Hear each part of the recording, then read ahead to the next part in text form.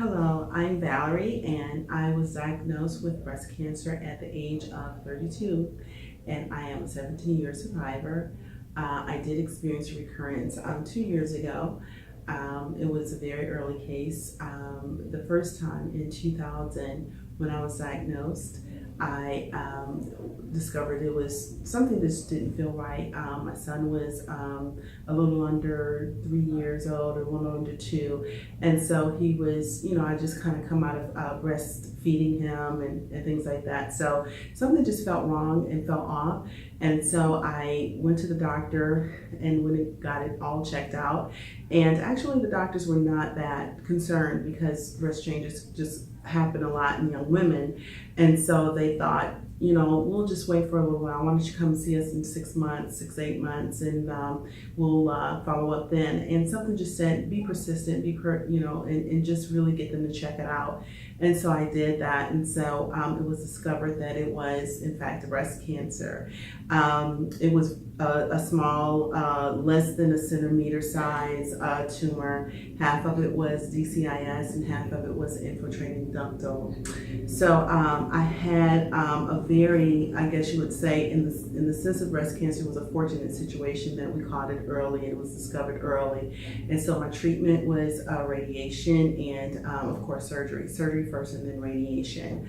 The first moment when I discovered or was told that it was breast cancer, actually I had just come out of the biopsy surgery, and at the time my husband was sitting next to me, and he just looked immediately, I could just tell in his eyes that it was cancer. And I said to him, I just want to run. I just want to get out of here, and I just want to run until I just can't run anymore. And his words to me was that we would not run, that we were going to stay and fight. And so 17 years later, I'm still here. And I'm really proud of, the journey that I've taken so far. I didn't think that I would make it to age 40. But I would be 50 in like 6 weeks. So I'm really happy that God has given me the resources, the support, the strength and the courage to just face this and fight through it every day. And if there's anything that I could do to support other women, it is to share my story. And it's really a story of resilience and of strength. So my first experience with breast cancer and how serious it is happened very, very early, actually too early in my life. But a family friend who I really viewed her like a sister, cousin or sister, suffered breast cancer, and she died very young. And so she was diagnosed at age 25, and this was in the mid to late 90s. And in her particular case, it was a pretty aggressive cancer. And the doctors, of course, thought initially that her situation was fibroid. It was, it was benign.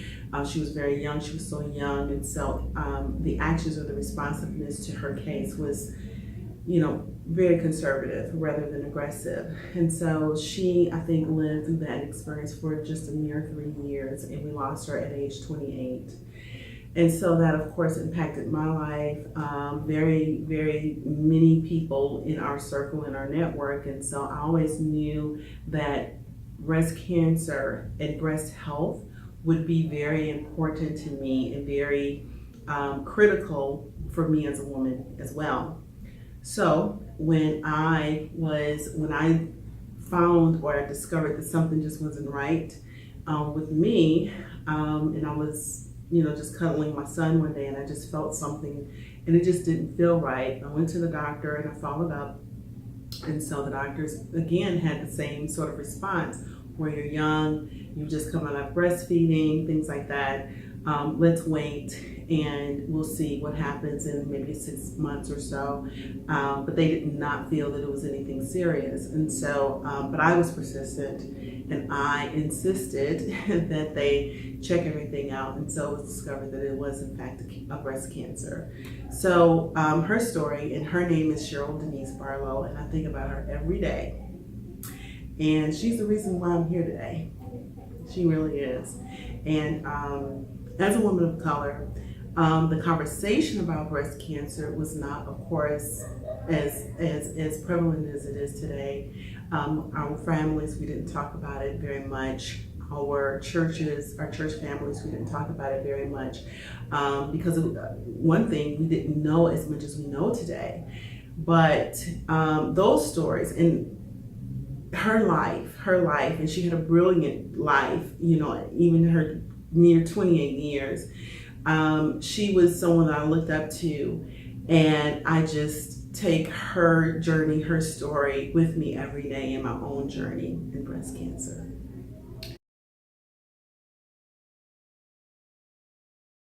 What I know and what I learned is I can survive anything. I can do anything.